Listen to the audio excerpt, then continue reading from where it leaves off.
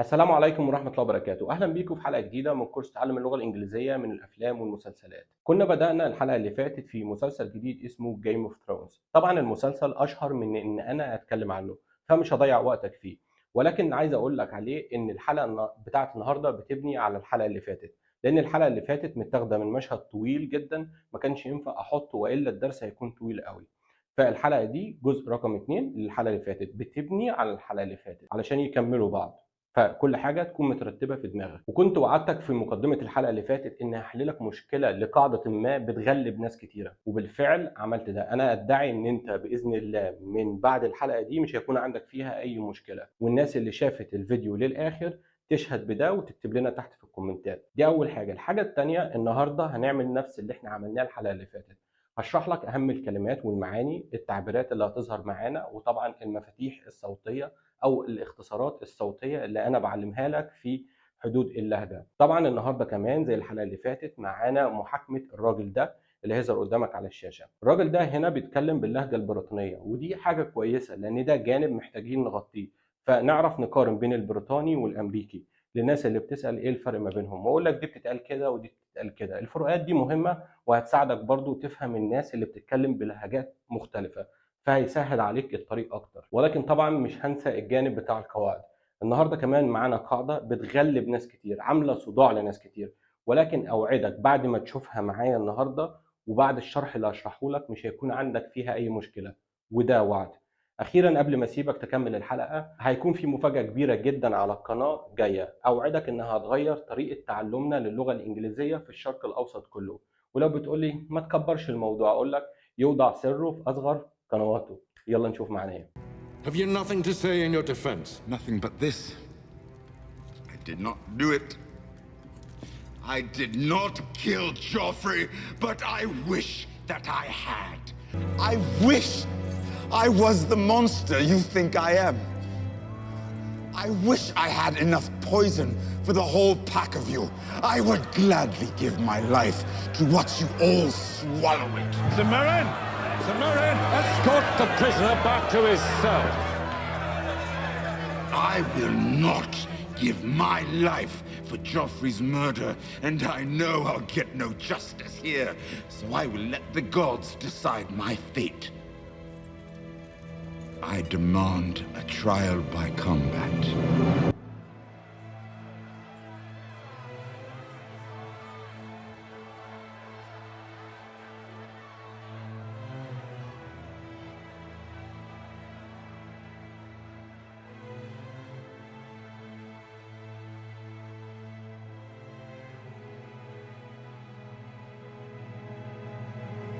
صديقي، بما ان ده درس تكملة على الدرس اللي فات فمش هضيع وقتك كتير، لكن اتمنى انك تكون شفت الحلقة اللي فاتت لان الدرس ده بيبني عليها. ويلا بينا نبدأ بأول مشهد.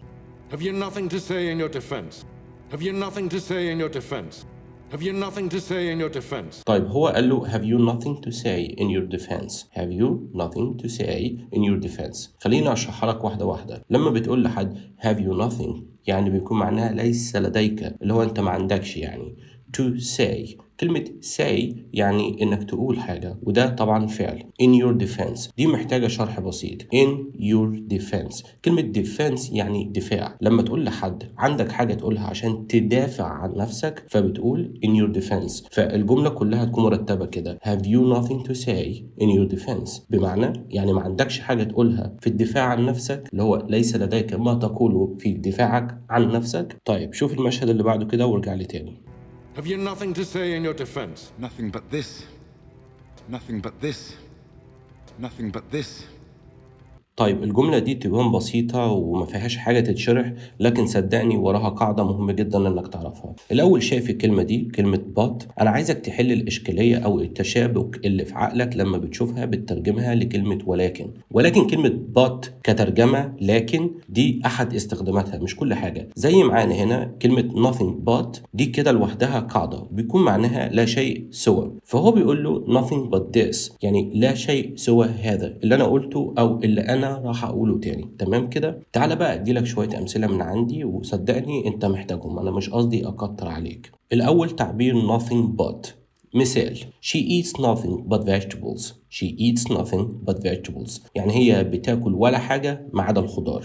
الترجمة هتكون هي بتاكل خضار فقط، لأن هي بتاكل ولا حاجة. إيه الولا حاجة ده؟ ده ولا حاجة، فبالتالي هي بتاكل خضار. مثال تاني: he wanted nothing but success. he wanted nothing but success. كلمة want يعني يريد أو أراد هنا لأنها في الماضي، عشان كده حطينا ed. خد بالك من طريقة نطقها wanted. he wanted nothing but success، يعني هيكون معناها هو كان عايز ولا حاجة بس النجاح، فيما معناه يعني هو أراد النجاح فقط. طيب هنا في المثال اللي كان معانا هو قال I have nothing to say but this. دي معناها يعني هو بيقول أو يقصد يقول أنا ما عنديش حاجة أقولها أكتر من اللي قلته. تمام كده؟ المثال اللي بعديه أو الاستخدام التاني لما يكون معناها مثلا فقط أو إلا كذا كذا. مثلا we could do nothing but laugh. we could do nothing but laugh معناها لم يكن بوسعنا فعل أي شيء سوى الضحك، يعني احنا ما كناش نقدر نعمل ولا حاجة بس نضحك. تمام؟ لو الحتة دي مش واضحة سيب لي تحت في التعليقات وأنا هعمل لها فيديو شورت صغير كده عشان أشرحها لك بالتفصيل عشان ما أطولش مدة الفيديو. وتعالى نشوف المشهد اللي بعديه ونشوف هو هيقول عنده حاجة تانية يقولها ولا لا. Nothing but this. I did not do it. I did not do it. I did not do it. طيب هو قال I did not do it. I did not do it. طبعا انت مش مطالب تقلده، فممكن تقول يعني I did not do it، بس واخد بالك هنا هو ما اختصرش. هو ما قالش مثلا I didn't do it. I didn't do it بسرعة كده، هو قال I did not do it. وده يا صديقي زي ما قلت لك في الحلقات اللي فاتت، لما بنقطع الكلام وبنسترس أو بنقطع الكلام ما بنلضموش في بعضه بطريقة طبيعية بيكون معناها تأكيد. هو يقصد يقول له أنا ما عملتهاش. واخد بالك هنا من الفرق؟ لو قلت لك بالعربي مثلا انت بتتهمني بحاجه وانا قلت لك انا ما عملتهاش، ولو قلت لك انا ما عملتهاش، شايف الفرق؟ الاخيره اكثر قوه وحده واكثر وضوحا. فهو بيقول له I did not do it يعني انا لم افعلها. لو كان عايز يختصرها كان يقول I didn't do it، ولكن هو كان قصده يقولها كده بالطريقه دي علشان ياكد عليها، وده باين عليه طبعا من تعبير وشه. طيب تعالى بقى نشوف المشهد اللي بعديه لان ده ما فيهوش حاجه تنشرح. I did not do it. I did not kill Joffrey, but I wish that I had. I did not kill Joffrey, but I wish that I had. I did not kill Joffrey, but I wish that I had. الجملة دي يا صديقي محتاجة شرح. هو قال I did not وبرضو اتك عليها تاني لأنه بيأكد المعلومة. I did not kill Jeffrey but I wish that I had. طيب خليني أشرحها لك واحدة واحدة. I did not ده أهو منفية في الماضي زمان حصلت خلاص الموضوع انتهى. I did not kill. كلمة kill يعني يقتل. Jeffrey ده اسم الشخص or Joffrey. But I wish. كلمة but هنا معناها الطبيعي لكن I wish اللي هو أتمنى that I had. الجملة دي حصلت في الماضي ولكن ده مش الإشكال. في قاعدة صغيرة هنا عايزك تاخد بالك منها بتعدي على ناس كتيرة ولكن أنا عايزك تفهمها.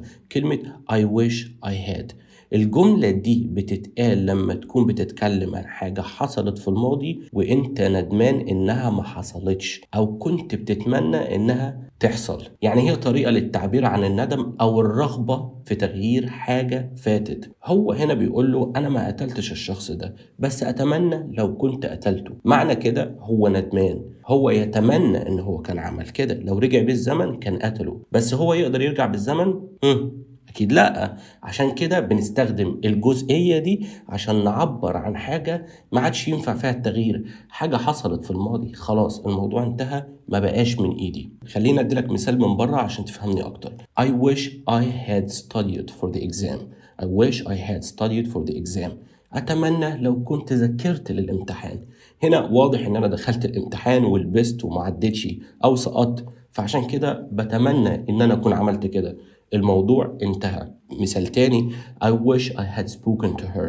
I wish I had spoken to her معناها أتمنى لو كنت اتكلمت معها. ممكن هنا الشخص أو بنت اللي في المثال ده تكون ماتت مثلا أو سافرت خلاص بقى ما عادش ينفع إن أنا أتكلم معاها ومش هقدر أتكلم معاها فالموضوع انتهى. بقول لك أتمنى لو كنت كلمتها بس أنا ما كلمتهاش. خدت بالك؟ طيب تعالى بقى نشرح تركيبة الجملة دي واستحملني لأن الجزئية دي مهمة وصدقني لو فهمتها هتحس إنك advanced او مستوى متقدم وهتسهل عليك كتير. فاستحملني الشويتين دول وتعالى اديلك تركيبة الجملة ازاي تبنيها عشان تبني جمل زيها. بص يا سيدي، ببساطة عشان تبني جملة باستخدام I wish I had الموضوع بيتم عن 3 خطوات، وخليني اوضحها بشكل بسيط.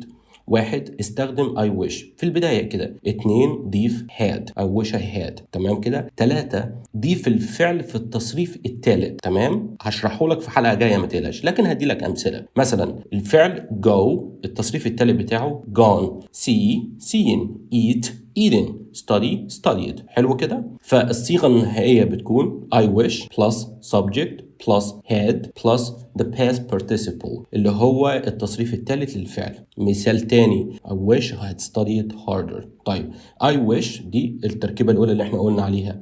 I had دي الخطوة رقم 2. studied ده الفعل في التصريف الثالث، و harder ده مجرد adverb. فهتكون ترجمة الجملة أتمنى لو كنت ذاكرت أكتر من كده. I wish they had told me the truth. I wish they had told me the truth.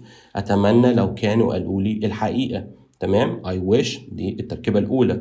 they ده مكان I had بقت they had عشان احنا بنتكلم عنهم. told me قالوا لي ده الفعل في التصريف الثالث. the truth الحقيقة. حلو كده. لو دي مش واضحة اكتب لي وأنا هشرحها لك بشكل أعمق، لكن مش عايزك تنسى إن في كورس جاي مخصوص للجرامر، فما تشيلش همه خالص وركز في الحاجات اللي أنا بديها لك اللي هتسهل عليك الطريق سنة بسنة لحد ما توصل للقواعد. يلا بينا نشوف بقى المشهد.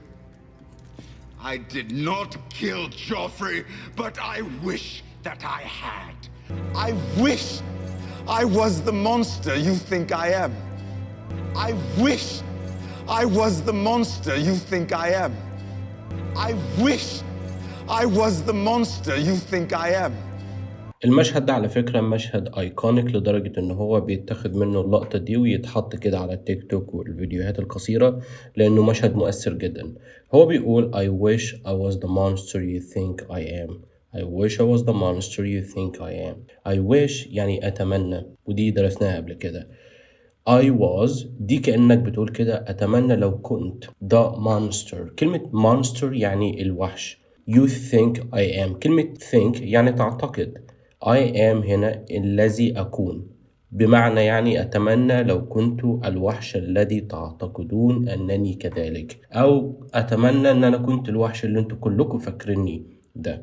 تمام كده. يعني بيقول لهم كده اللي هو أنتوا فاكريني وحش بس أتمنى أكون بالوحشة اللي أنتوا فاكريني بيها يعني. تعال نكمل ونشوف قال إيه بعد كده. I wish I was the monster you think I am. I wish I had enough poison for the whole pack of you. I wish I had enough poison for the whole pack of you. I wish I had enough poison for the whole pack of you. فهو راح كمل وقال I wish I had enough poison for the whole pack of you. طب خليني أشرحها لك واحدة واحدة. I wish ودي خلصنا منها بيكون معناها أتمنى. I had لو كان عندي أو أمتلك. enough poison enough يعني يكفي أو كفاية. poison دي خدناها في الحلقة اللي فاتت يعني سم. for the whole pack of you. لما بتقول for the whole بيكون معناها يكفي للكل أو لكل كذا. كل كذا إيه بقى؟ ده pack. كلمة pack يعني حزمة. هو بيقول الحزمة منكم، يقصد يقول الحزمة اللي هو انتوا كلكم يعني على بعضكم كده. الترجمة بتاعت الجملة اللي انت محتاج تعرفها ان هو بيقول أتمنى لو كان عندي سم كفاية لكم كلكم كده على بعضكم، حزمة واحدة على بعضكم. هتقولي هو كان ينفع يقول I wish I have enough poison for the whole pack of you؟ هقول لك بص على كلمة wish معناها أتمنى، معنى كده ان هو معهوش. وانا قلت لك لما بنستخدمها بالاسلوب ده بيكون معناها ان انت ما عندكش سلطة على الحاجة دي، حاجة انت مش معاك اصلا، هو بيتمنى.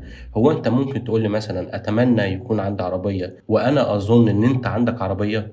ما هو لو عندك ما كنتش اتمنيت، فهو ما كانش ينفع يقول I have، فلازم يقول I had، لان دي تركيبة الجملة الصحيحة لما ما يكونش عندك حاجة. منطقي؟ طيب تعال بقى نشوف المشهد اللي بعده. I wish I had enough poison for the whole pack of you. I would gladly give my life to watch you all swallow it. I would gladly give my life to watch you all swallow it. I would gladly give my life to watch you all swallow it. فبعدين كمل بحقد وغل زي ما انت ما شفته كده بياكل على اسنانه وقال I would gladly give my life to watch you all swallow it. طيب كلمة gladly بيكون معناها بسعادة، اللي هو عاملها عن طيب خاطر، يعني يسعدني أعمل كذا كذا. إيه هو بقى give؟ كلمة give يعني يعطي، إن هو يعطي حاجة أو إنك تدي حاجة لحد، وده فعل. my life يعني حياتي. to watch، كلمة watch ودي خدناها من شوية يعني لأشاهد، يشوف ايه بقى؟ you all. كلمة you all يعني كلكم على بعضكم كده. خد بالك كان ممكن يقول I would gladly give my life to watch you swallow it، بس كان ممكن يكون معناها ان هو بيتكلم للشخص اللي قاعد على الكرسي ده اللي هو الملك اللي بيحاكمه، لان انت عارف في اللغة الانجليزية بنعامل you للمفرد وللجمع. يعني لما بكلمك، لما بخاطبك انت بقول لك يو، ولو كنت واقف انت واخوك وقريبك وابن عمك على بعضكم كده برضو هقول لك يو، بس لو حبيت اكون اكثر تحديدا هقول لك يو اول. كلمه اول يعني كل، يو اول كلكم انتوا كده على بعضكم. swallow it، كلمه swallow طه كده swallow يعني يبتلع. it هنا عايدة على السم، فهو بيقول له بسعادة كده هضحي بحياتي علشان بس أشوفكم كلكم على بعضكم وإنتوا بتبلعوا السم، لأن هو قال له قبل كده أتمنى لو كان عندي سم كفاية، كنت أصلا سبت حياتي كلها وضحيت بحياتي عشان أشوفكم بس وإنتوا بتبلعوه. الحب واضح جدا. تعال نشوف حصل إيه بعد كده. I would gladly give my life to watch you all swallow it. Samarin! Samarin! Escort the prisoner back to his cell. Samarin! Samarin! Escort the prisoner back to his cell. Samarin! Samarin! Escort the prisoner back to his cell. طبعا الراجل ما عجبهوش الكلام، منطقي جدا، راح وقف كده ونده على شخص تقريبا الحارس وقال له escort the prisoner back to his cell. escort the prisoner back to his cell. كلمة escort دي بيكون معناها رافق اللي هو خده يعني أو اتمشى معاه لحد مكان محدد. escort the prisoner. كلمة prison يعني سجن، the prisoner يعني السجين أو المسجون، يعني prison كلمة سجين جاية منها prisoner. back يعني يرجعه to his cell. كلمة cell يعني زنزانته، فهو بيقول له نده على الحارس وبيقول له رافق السجين إلى زنزانته، اللي هو خده رجعه زنزانته بقى عشان ده قليل الأدب. تعال نكمل ونشوف حصل إيه بعد كده. Samarin! Samarin! Escort the prisoner back to his cell. I will not give my life for Joffrey's murder. I will not give my life for Joffrey's murder. I will not give my life for Joffrey's murder. فطبعا صاحبنا ما عجبوش الكلام تاني وهو بياكل في اسنانه وقال I will not give my life for Joffrey's murder. طيب I will not وبيتك عليها، لو كان بيتكلم بشكل طبيعي كان هيقول I won't زي ما خدناه في الحلقات اللي فاتت، or I won't من غير ما يتك أصلا على التي، لكن هو قال I will not give يعطي، خدناها من شوية my life يعني اللي أنا مش هبذل حياتي. لما بتقول give my life يعني أعطي حياتي بيكون معناها تبذل أو تضحي بكذا أو تضحي بحياتك في المشهد هنا، أو هو بيقول مش هضحي بحياتي for Joffrey's murder. كلمة جيفري ده اسم الشخص، or جوفري اسم الشخص اللي هو مات أو اتقتل، فهو بيقول أنا مش هضحي بحياتي من أجل الشخص ده. murder كلمة murder يعني جريمة قتل، يعني murder جريمة قتل، kill إنك تقتل حد، وأحيانا بتكون برضو فعل to murder someone معناها إنك تقتل شخص ما. تمام كده؟ فبقول له أنا مش هضحي بحياتي لأن هو ما عملش كده، فبقول له أنا مش هضحي بحياتي من أجل جريمة أنا ما عملتهاش، يعني ده فيما معناه. تعال نكمل. I will not give my life for Joffrey's murder, and I know I'll get no justice here, and I know I'll get no justice here, and I know I'll get no justice here. طبعا ما سكتش لحد هنا، راح مكمل وقال and I know I will get no justice here and I know I will get no justice here. طيب I know يعني أنا أعلم، أنا عارف. I will get كلمة I will get يعني سوف أحصل. no justice كلمة just يعني عدل، فهو بيقول أنا مش هحصل على أي عدل. I will get no justice here هنا. فبقول يعني من الآخر كده أنا عارف إن مش هاخد حق في وسطيكوا. هنا أنا مفيش عدالة. حلو كده؟ مش هيبقى في عدالة ليا بالنسبة لكم، فبالتالي هيطلب حاجة بقى. تعال نشوف هيطلب إيه. And I know I'll get no justice here, so I will let the gods decide my fate. So I will let the gods decide my fate. So I will let the gods decide my fate. طبعا بناء على المعتقد اللي كان موجود في المسلسل هو قال الجملة دي. قال so I will let the gods decide my fate. So I will let the gods decide my fate. كلمة fate يعني مصير. مصيرك بنقول عليه ايه؟ fate. I will let. كلمة let ده فعل، يعني أنا هدي فرصة أو سأدع إنك تدع شخص ما يعمل حاجة. كلمة gods، كلمة God يعني إله. gods يعني الآلهة، لأنهم زمان كانوا بيعملوا كده أو في إطار القصة دي يعني. decide، كلمة decide يعني تقرر. my fate يعني مصيري. فهو بيقول له لذلك أنا عارف بقى إن مش هاخد حقي هنا، لذلك هسيب الموضوع على الآلهة تقرر مصيري يعني. تعال نكمل ونشوف الآلهة هتعمل إيه أو هو هيقول إيه. So I will let the gods decide my fate. I demand a trial by combat. I demand a trial by combat. I demand a trial by combat.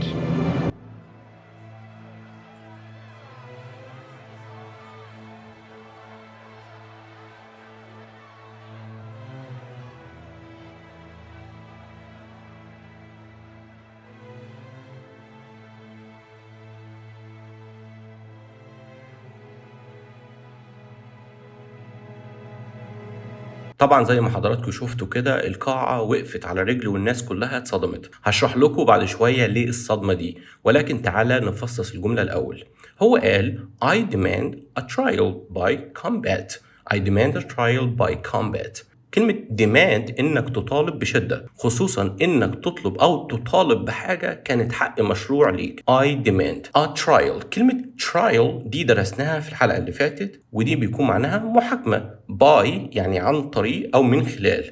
وكلمة combat احنا قلنا ان دي قتال. طيب ايه قتال يعني؟ اي اتنين بيتخانقوا مثلا في الشارع بنقول عليهم combat؟ اقول لك لا، كلمة combat بيكون معناها القتال خلال الحروب، خصوصا بقى لو بسيف بطيارة بدبابة ايا كان بنقول عليه combat. هتقول لي طيب والمصارعة او قتال الشوارع MMA والبوكسين والكيك بوكسين، الرياضيات دي اللي بيكون فيها يعني مطشة وضرب وكده بنقول عليها برضو combat؟ هقول لك لا، انت بتشوف معاهم دبابات طيارات سيوف بيموتوا بعض يعني بيقتلوا بعض. الإجابة لا، فدي بنقول عليها fight، والفعل برضو هو fight.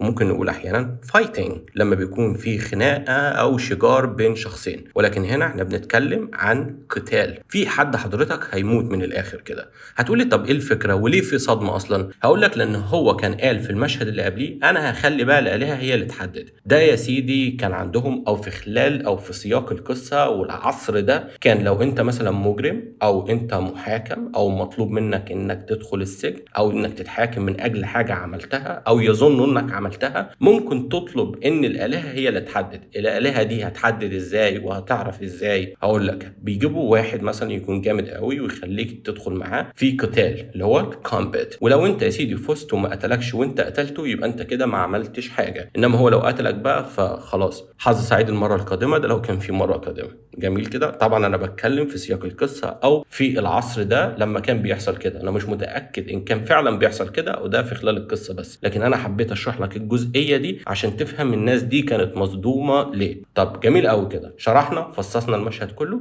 تعال بقى احطه لك مرة كمان من غير ترجمة ولا نص انجليزي ولا اي حاجة. استمتع وهتلاقي نفسك فاهم كل حاجة ان شاء الله ومش محتاج اصلا ترجمة. شوفوا وارجع لي. Have you nothing to say in your defense? Nothing but this. I did not do it. I did not kill Joffrey, but I wish that I had. I wish I was the monster you think I am. I wish I had enough poison for the whole pack of you. I would gladly give my life to watch you all swallow it. Sir Meryn! Sir Meryn, escort the prisoner back to his cell.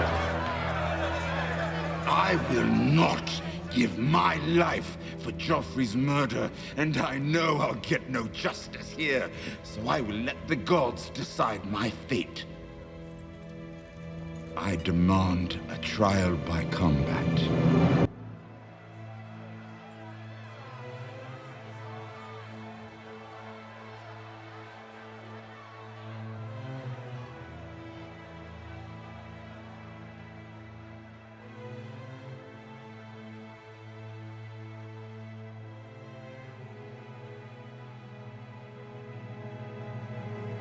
طيب انت هنا وصلت معايا لنهاية الحلقة، اتمنى يكون الدرس عجبكم، ولو محتاجين اي حاجة اضيفها او اشيلها او عندكم اي تعليق او اي اقتراح يا ريت تسيبولي تحت في الكومنتات. شكرا جدا للمشاهدة، والسلام عليكم ورحمة الله وبركاته.